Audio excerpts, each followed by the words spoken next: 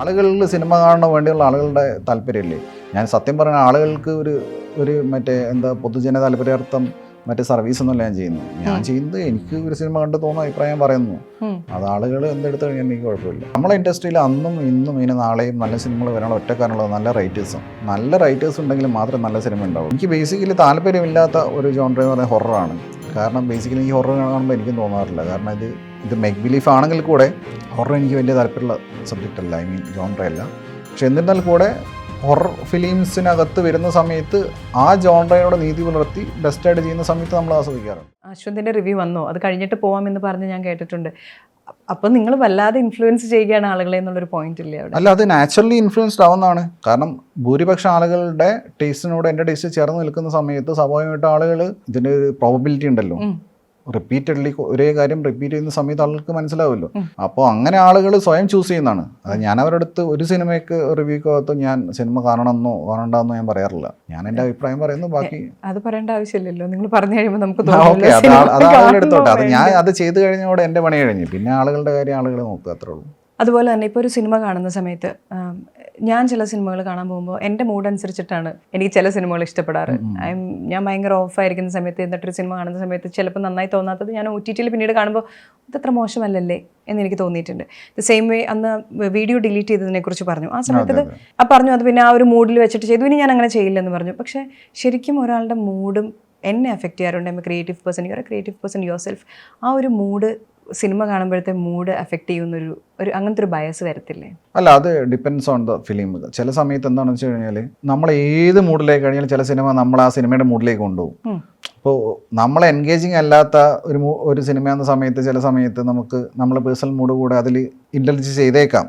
Depends on the person. പക്ഷെ ഇത് നമുക്ക് ഫോണൊക്കെ ഫ്ലൈറ്റ് മോഡിലാക്കും പോലെ അങ്ങനെ നമ്മളെ മൈൻഡിനാക്കിയിട്ട് സിനിമ കാണാൻ പറ്റുമല്ലോ. അപ്പോൾ സ്വാഭാവികമായിട്ട് ചില മൂഡ് സിനിമയെ ബാധിച്ചിരിക്കാം. പക്ഷെ റിവ്യൂ പറയുന്ന സമയത്ത് അത് ബാധിക്കില്ല. കാരണം എൻ്റെ മൂഡിനെ കൂടെ കൺസിഡർ ചെയ്തിട്ടാണ് ഞാൻ ആ സിനിമ കണ്ടിട്ടുള്ളതെന്ന് എനിക്കറിയാലോ. അപ്പോൾ ഞാനത് അനലൈസ് ചെയ്തിട്ട് കൃത്യമായിട്ട് തന്നെയാണ് ഞാൻ പറയുന്നത്. അത് ഒരിക്കലും സിനിമ റിസൾട്ടിനെ ബാധിക്കില്ല. റിയൽ ലൈഫിൽ ഒരു റിബൽ ആണോ? Like what you mean? I M A rebel myself. എന്നോട് ഒരാൾ പറഞ്ഞതുകൊണ്ട് ഒരു കാര്യം ഞാൻ ചെയ്യില്ല. എനിക്ക് ചെയ്യരുതെന്ന് പറഞ്ഞാലും എനിക്ക് ശരിയും തോന്നിയ കാര്യം ചെയ്യുന്ന ഒരാളാണ് ഞാൻ.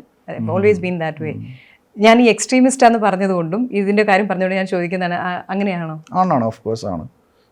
കാരണം എനിക്ക് ശരിയെന്ന് തോന്നിയ കാര്യം ഞാൻ ചെയ്യുള്ളൂ. അല്ലാത്തത് ഇപ്പം ഞാൻ ഒരിക്കലും ആര് പറഞ്ഞു കഴിഞ്ഞാൽ ഞാൻ അക്സെപ്റ്റ് ചെയ്യില്ല, ഞാൻ ചെയ്യില്ല. ഇടയ്ക്കെങ്കിലും നമ്മൾ വൈ വി ഡു തിങ്സ് എന്നുള്ളതിനെ കുറിച്ച് നമ്മൾ ആലോചിക്കാറുണ്ട്. ഞാൻ ആലോചിക്കാറുണ്ട്, ഞാൻ ചില കാര്യങ്ങൾ ചെയ്യണം, ഞാൻ എന്തിനാണ് ചെയ്യണേ, അതിനൊരു എൻഡ് റിസൾട്ട് ഉണ്ടോ എന്നുള്ളത്. അപ്പോൾ ഈ ഒരു റിവ്യൂ ചെയ്യുമ്പോൾ ഇത്രയും സംസാരിച്ചത് ഞാൻ ചോദിക്കുന്നത് why do you do it എന്ന് ചോദിച്ചാൽ അതിന് ശരിക്കുള്ള ഉത്തരം എന്താണ്? വൈ? എനിക്ക് സത്യം പറയാം, ഞാൻ ജീവിക്കുന്നത് എന്തിനാണ് എനിക്ക് പലപ്പോഴും തോന്നാറുണ്ട്. കാരണം റിവ്യൂ മാത്രമല്ല, കാരണം ഇത് എല്ലായ്പ്പോഴും ഇത് തന്നെ. രാവിലെ എഴുന്നേൽക്കുന്നു, സിനിമ കാണാൻ പോകുന്നു, റിവ്യൂ ചെയ്യുന്നു, കുറേ ആൾക്കാർ ഇതിനെ പോസിറ്റീവ് പറയും, നെഗറ്റീവ് പറയുന്നു. അപ്പോൾ അത്ര എക്സ്ട്രീം ലെവലിൽ ഐ എം നോട്ട് ജോക്കിങ്. അപ്പോൾ എനിക്ക് തന്നെ ഒരു എക്സിസ്റ്റൻഷ്യൽ ഡിലേമ എന്നൊക്കെ പറയില്ല, അതുപോലെ ഇത് എന്തിനാ ഇങ്ങനെ ജീവിക്കുന്നത് എന്നുള്ളത് എനിക്ക് തോന്നാറുണ്ട്. അപ്പോൾ അതുപോലെ തന്നെ എനിക്കും തോന്നാറുണ്ട്, ഇതൊക്കെ എന്തിനാ ഇപ്പം ഇങ്ങനെ ചെയ്യുന്നത്, ഇങ്ങനെയൊന്നും ചെയ്യാതിരുന്നാൽ എന്താ ഇപ്പോൾ കുഴപ്പം എന്ന് തോന്നാറുണ്ട്. പക്ഷേ ഞാൻ മറന്നുപോയി. അല്ല, അതൊരു ഹാബിറ്റ് ആയതുകൊണ്ട് ചെയ്യുന്നതാണ്. പിന്നെ മോണിറ്ററി ബെനിഫിറ്റ് ഉണ്ട്, ഓഫ് കോഴ്സ് ഉണ്ട്. അത് ഇല്ലാതെ പിന്നെ നമുക്ക് പറ്റില്ല, ജീവിക്കാൻ പറ്റില്ലല്ലോ. ഓൾറെഡി ഞാൻ ലീവിലാണെന്ന് ഞാൻ പറഞ്ഞു. മോണിറ്ററി ബെനിഫിറ്റ് ഉണ്ട്, ഫെയിം ഉണ്ട്. പക്ഷേ എൻ്റെ ഫെയിം എന്ന് പറഞ്ഞാൽ കുറച്ച് കുഴപ്പം പിടിച്ച ഫെയിമാണ്. കാരണം ഞാൻ രണ്ടും എക്സ്പെക്ട് ചെയ്യണം. ആളുകൾ സെൽഫി എടുക്കാൻ വരുന്ന ആൾക്കാരുണ്ടാവും, എന്നെ ഇടിക്കാൻ വരുന്ന ആൾക്കാരുണ്ടാവും. അപ്പോൾ മറ്റു ആളുകൾക്ക് ഇപ്പോൾ നിങ്ങൾക്ക് ആ പ്രശ്നം കാണുമായിരിക്കും, അല്ലെങ്കിൽ ഒരു ആക്ടർക്ക് ആ പ്രശ്നം കാണുമായിരിക്കും. എനിക്ക് ശത്രുക്കളുണ്ട്, എന്നെ ആരാധിക്കുന്ന ആൾക്കാരുണ്ട്. അപ്പോൾ രണ്ടും കൂടിയുള്ള ഒരു മിക്സഡ് കൈൻഡ് ഓഫ് റിയാക്ഷനാണ് പബ്ലിക്കിനടുത്ത് ഉണ്ടാകാൻ പോകുന്നത്. അപ്പം ദാറ്റ്സ് നോട്ട് ഈസി. കഴിഞ്ഞൊരു വർഷം എടുത്ത ഒരുപാട് നല്ല മലയാള സിനിമകൾ വന്നൊരു കൊല്ലമാണ് 2024 എന്ന് പറയുന്നത്. മലയാള സിനിമയുടെ ഒരു പ്രത്യേകത, നമുക്ക് മറ്റ് ഭാഷകളിലെ പോലെ വലിയ നടന്മാർ, അങ്ങനത്തെ സൂപ്പർ സ്റ്റാർസ്, ഇപ്പം മമ്മൂക്കയും ലാലേട്ടനും ഒക്കെ ഉണ്ടെങ്കിൽ പോലും നമുക്ക് അങ്ങനത്തെ വലിയ സ്റ്റാർസ് ഇല്ലാത്തൊരു ഇൻഡസ്ട്രിയാണ് നമ്മൾ. അതുകൊണ്ട് തന്നെ കണ്ടൻറ്റിൽ ആ വാല്യൂവിലാണ് പിടിച്ചു വെക്കുന്നതെന്ന് ഞാൻ ആസ് എൻ ഒബ്സർവർ എനിക്ക് പലപ്പോഴും തോന്നിയിട്ടുള്ള കാര്യമാണ്. പക്ഷേ ഇത്രയും സിനിമകൾ റിവ്യൂ ചെയ്യുന്ന സമയത്ത് നമുക്ക് ഒരുപാട് നല്ല സിനിമകൾ വരുന്നത്, do you think it's because of that? Super സ്റ്റാർസും അങ്ങനത്തെ ഒരു ഷാരൂഖ് ഖാനൊന്നും ഇല്ലല്ലോ എന്നൊക്കെ എല്ലാവരും പറയാറുണ്ട്. പക്ഷെ അതില്ലാത്തത് കൊണ്ടാണോ ഒരു പക്ഷേ നമുക്ക് നല്ല കണ്ടന്റ് വരുന്നത്? അങ്ങനെ ഒരു തോന്നലുണ്ടോ? അല്ല, അതുകൊണ്ടല്ല. ഇപ്പോൾ സ്റ്റാർസ് ഉണ്ടോ എന്ന് വെച്ച് കഴിഞ്ഞാൽ ഇപ്പം ലാലേട്ടനും മമ്മൂക്കയും വലിയ സ്റ്റാർസ് തന്നെയാണ്. നമുക്ക് സ്റ്റാർസില്ല പറയാൻ പറ്റില്ല. പക്ഷേ അവരും ചെറിയ സിനിമകൾ സഹകരിക്കാറുണ്ട്. കാരണം പിന്നെ നമ്മുടെ ഇൻഡസ്ട്രി എങ്ങനെയാണ്, നമ്മളെ ഇൻഡസ്ട്രിയിൽ അന്നും ഇന്നും ഇനി നാളെയും നല്ല സിനിമകൾ വരാനുള്ള ഒറ്റക്കാരണമുള്ളത് നല്ല റൈറ്റേഴ്സാണ്. നല്ല റൈറ്റേഴ്സ് ഉണ്ടെങ്കിൽ മാത്രമേ നല്ല സിനിമ ഉണ്ടാവുള്ളൂ. ഈവൻ എത്രയോ നല്ല ഡയറക്ടേഴ്സ് ഇപ്പം പിന്നെ എന്താണ് സൈഡായി പോയി. അല്ല, കാരണം അവരായിട്ട് കൊളാബറേറ്റ് ചെയ്ത റൈറ്റേഴ്സ് മരിച്ചുപോയി, അല്ലെങ്കിൽ അവർ എടുത്തു നിർത്തി, അവർക്ക് തന്നെ വയ്യാണ്ടായി. അപ്പോൾ അങ്ങനെ മൊത്തത്തിൽ സംഭവിച്ചിട്ടുണ്ട്. അപ്പോൾ അന്നും ഇന്നും എനിക്ക് പേഴ്സണലി ഫീൽ ചെയ്തിട്ടുള്ളത് റൈറ്റേഴ്സാണ്. യൂത്തിൻ്റെ കയ്യിൽ ഇപ്പം നമ്മുടെ ആക്ടേഴ്സ് ആണെങ്കിൽ പോലും നമ്മുടെ റൈറ്റേഴ്സ് എല്ലാം യൂത്തിൻ്റെ കയ്യിലായതുകൊണ്ടാണ് കൂടുതൽ നമ്മുടെ സിനിമയ്ക്കൊരു ഗുണം. വേറൊരു ഇൻഡസ്ട്രിയിലും ഇത്രയും യൂത്ത് സിനിമകൾ ഹാൻഡിൽ ചെയ്തിട്ടുണ്ടോ എന്ന് സംശയമാണ്. അതൊരു റീസൺ ആണെന്ന് തോന്നുന്നുണ്ടോ? അതെ, ഓഫ് കോഴ്സ്. കാരണം ഒരുപാട് ജോൺറേഴ്സ്, അതുപോലെ തന്നെ ഒരുപാട് വെറൈറ്റി ഓഫ് സബ്ജക്ട്സ്, അതിനെ ട്രീറ്റ് ചെയ്യുന്ന രീതി, ഇതൊക്കെ വരുന്നത് യൂത്തിന്. Even in background score, music, ഇതിലൊക്കെ വരുന്നത് ഇപ്പം വിനായക് ശശികുമാറിനെ പോലുള്ള ലിറിസിസ്റ്റുകൾ വരുന്നതൊക്കെ ഭയങ്കര പൊളിയത്. കാരണം എന്ന് വെച്ച് കഴിഞ്ഞാൽ പാട്ടിൻ്റെ ഒരു മൊത്തം സ്ട്രക്ചറും അതിൻ്റെ ഡൈനാമിക്സ് ഒക്കെ മാറി.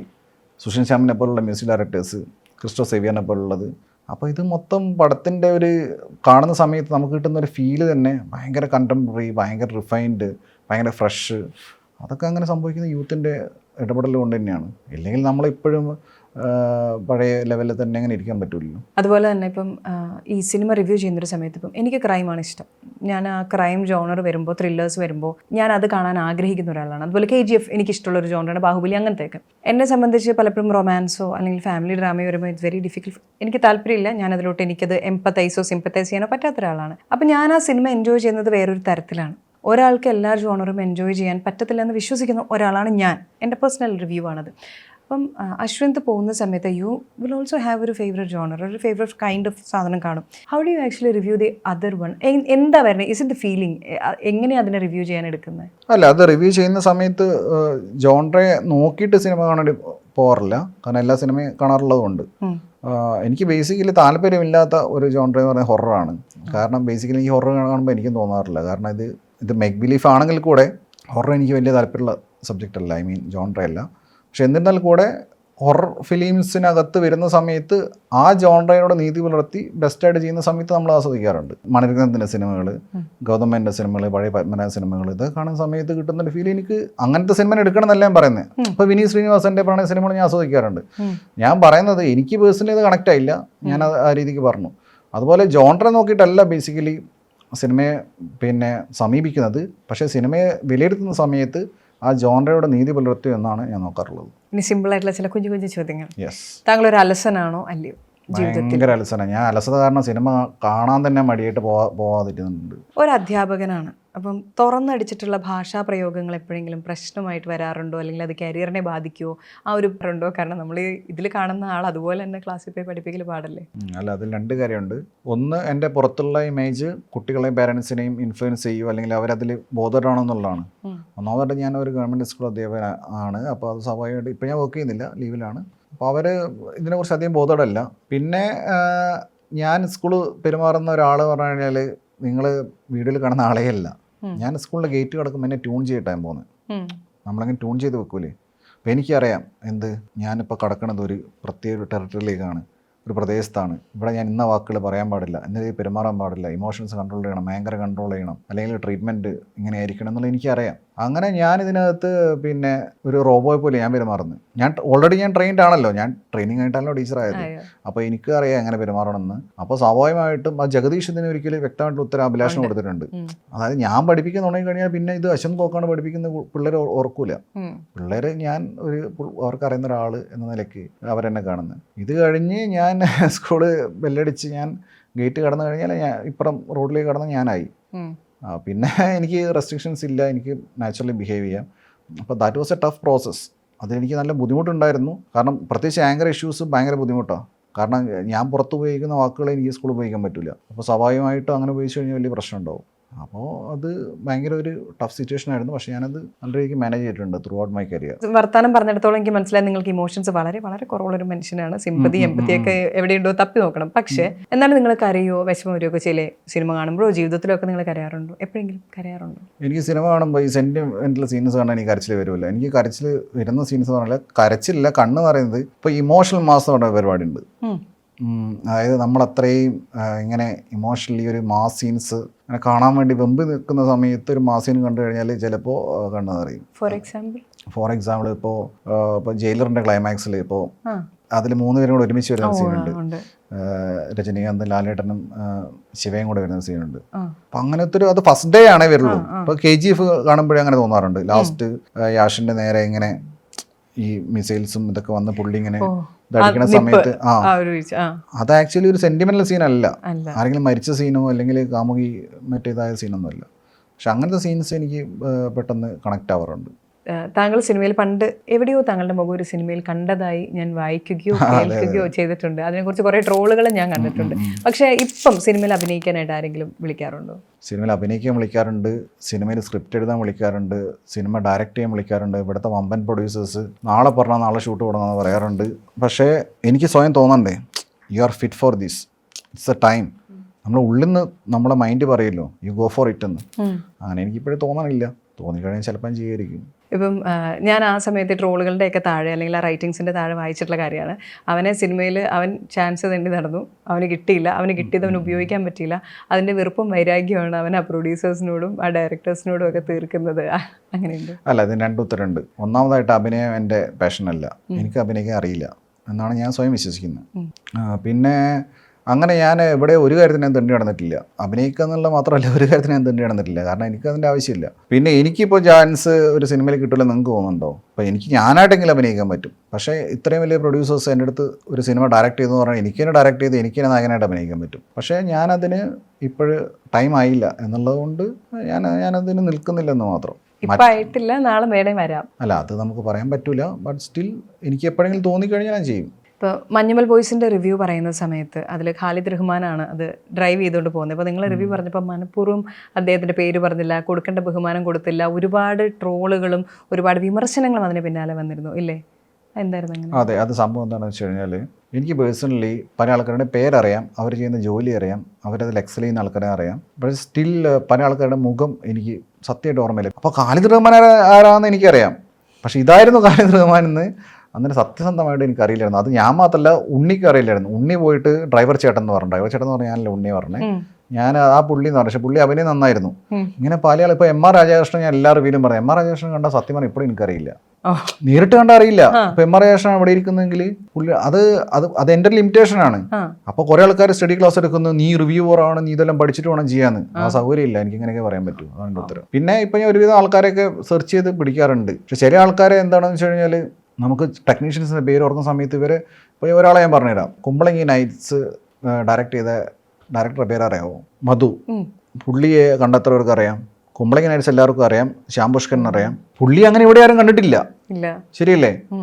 അപ്പോൾ പുള്ളിയാണ് ഡയറക്ടർ, എല്ലാവർക്കും അറിയാം. പക്ഷേ ശ്യാം പുഷ്കറിന് എല്ലാവർക്കും അറിയാം, അത് എഴുതിയ ശ്യാം പുഷ്കറിന് എല്ലാവർക്കും അറിയാം. ഈ പറഞ്ഞ ഈ കക്ഷി ഡയറക്ടർ അങ്ങനെ അറിയില്ല. അപ്പോൾ അത് ചില എക്സെപ്ഷൻസ് ഉണ്ട്. പക്ഷേ അത് ഞാൻ സൗകര്യമില്ല പറയാൻ കാരണം ഇത് നമ്മളെ പഠിപ്പിക്കാൻ വരും, നമ്മളെ കുറ്റം പോലെ പറയാം.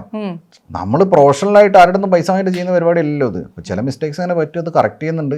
ഇപ്പോൾ ഞാൻ പല ആൾക്കാരെ സെർച്ച് ചെയ്ത് പിടിക്കാറുണ്ട്, മുഖം ഫെമിലിയേഴ്സ് ആയിട്ട് കീപ്പ് ചെയ്യാൻ ശ്രമിക്കാറുണ്ട്. പക്ഷെ അത് അവർക്കൊരു കച്ചിത്തുരുമ്പ് കിട്ടിയപ്പോൾ അവരതിൽ തൂങ്ങി ആടി, അത്രേ ഉള്ളൂ. എത്ര ടേക്ക് വരുവാനും പോകാറുണ്ട് ഈ റിവ്യൂ എടുക്കുമ്പോൾ? എഡിറ്റ് ചെയ്യുന്ന നമുക്ക് കാണാം, പക്ഷേ ചിലപ്പോഴെങ്കിലും പോകാറില്ലേ? അതായത് കുറച്ചധികം ടേക്കുകളിലൂടെ നടന്നിട്ടുള്ളൊരു അതുണ്ടോ? അത് പലപ്പോഴും സംഭവിക്കും. നമ്മൾ വളരെ ഈസി ആയിട്ട് പറയാമെന്ന് വിചാരിക്കുന്ന സിനിമയ്ക്കായിരിക്കും ചിലപ്പോൾ അങ്ങനെ സംഭവിക്കുന്നത്. അത് നമ്മൾ റൈറ്റേഴ്സ് ബ്ലോക്ക് എന്നെല്ലാം പറയും പോലെ നമുക്ക് ബ്ലോക്ക് വരുമല്ലോ. ചിലത് പറഞ്ഞു തുടങ്ങി അങ്ങനെ ഫ്ലോ ആയിട്ട് പറഞ്ഞു പോകും. ചിലത് പറയണ അത് ശരിയല്ല, വീണ്ടും പിന്നെ ചില സ്ഥലത്ത് ചില ആൾക്കാരെ പേര് പറയുമ്പോൾ തന്നെ അവിടെ സ്റ്റക്കായി പോകും. പിന്നെ അത് വീണ്ടും പറയും. അങ്ങനെ അത് ചിലപ്പോൾ ടൈം എടുക്കും. ചില റിവ്യൂസ് പെട്ടെന്ന് 10 മിനിറ്റ് കൊണ്ട് ചെയ്ത് കഴിയും. അങ്ങനെയൊക്കെ ചെയ്യാറുണ്ട്. പലരും പറഞ്ഞിട്ടുള്ളൊരു ഡയലോഗാണ്, അശ്വന്ത് ഗോക്ക് മലയാളം സിനിമയ്ക്ക് ഒരു ത്രെറ്റാണ്. ഓക്കെ, ഹിസ് ആക്ഷൻസ് അതൊരു ത്രെറ്റാണെന്നൊക്കെ. അങ്ങനെ ഞാൻ പറയുകയാണെങ്കിൽ, അല്ലെങ്കിൽ ആ സെൻറ്റൻസ് ഞാൻ പറയുകയാണെങ്കിൽ അശ്വന്ത് എന്ത് പറയും? അല്ല, അങ്ങനെ തെറ്റാണെന്ന് ആൾക്കാർ തോന്നുന്നുണ്ടെങ്കിൽ ഞാനത് അക്സെപ്റ്റ് ചെയ്യുന്നു. കാരണം ഞാൻ ചെയ്യുന്ന പണിക്ക് റിസൾട്ട് ഉണ്ട് എന്നുള്ളതുകൊണ്ടാണല്ലോ ആൾക്കാർക്ക് ഇങ്ങനെ തോന്നുന്നത്. അപ്പോൾ ഞാനിതൊക്കെ പറഞ്ഞിട്ട് ആരും മൈൻഡ് ചെയ്യുന്നില്ലെങ്കിൽ വല്ല കാര്യമുണ്ടോ? അപ്പോൾ ആൾക്കാർക്ക് അങ്ങനെ തെറ്റാണെന്ന് തോന്നിക്കഴിഞ്ഞാലും ഞാൻ ചെയ്യുന്നത് നല്ല കാര്യമാണെന്ന് തോന്നിക്കഴിഞ്ഞാലൊക്കെ തന്നെ ഞാനത് ഞാനത് അക്സെപ്റ്റ് ചെയ്യുന്നു. ഇനി എൻ്റെ പ്രധാനപ്പെട്ട ചോദ്യം, ഇപ്പോൾ റീസെൻ്റ്ലി ഒരുപാട് റീൽസിൽ പോകുന്നുണ്ട്. ഇപ്പം യൂട്യൂബേഴ്സ് അവരുടെ റവന്യൂസ് പറയുന്നത്. അപ്പോൾ ഞാൻ ചില റവന്യൂ ഒക്കെ ഞാൻ ഞെട്ടിപ്പോയി. 7 lakhs, 10 lakhs, 23 lakhs ഒക്കെ ഉണ്ടാക്കുന്ന യൂട്യൂബേഴ്സ് ഉണ്ട്. ഇപ്പോൾ നമ്മുടെ നാട്ടിൽ തന്നെ ലക്ഷങ്ങൾ ഉണ്ടാക്കുന്ന യൂട്യൂബേഴ്സ് ഉണ്ട്. വളരെ സിമ്പിളായിട്ടുള്ള എൻ്റെ ചോദ്യം, എത്ര ലക്ഷം വരെ ഒരു മാസം ഉണ്ടാക്കിയിട്ടുണ്ട് ഏറ്റവും കൂടിയത്? അല്ല, it depends on the month and videos, duration of the video. അത് ഒരു 1 lakh അങ്ങനെയൊക്കെ വരാം. പിന്നെ ഈ കയ്യിൽ നെയിൽ പോളിഷ് ഒക്കെ ഇട്ട് വന്ന് ഞാൻ അത് വന്നപ്പോഴേ പുഷ്പയുടെ നെയിൽ പോളിഷ്. ഇത് കുറച്ച് കാലം ഇത് കിടക്കുന്ന കളയാന്ന് വിചാരിക്കും, മറന്നു വന്നു. പുഷ്പയോടുള്ള സ്നേഹം കൊണ്ടാണോ? ആ പുഷ്പയുടെ നല്ല സ്നേഹമുണ്ട്.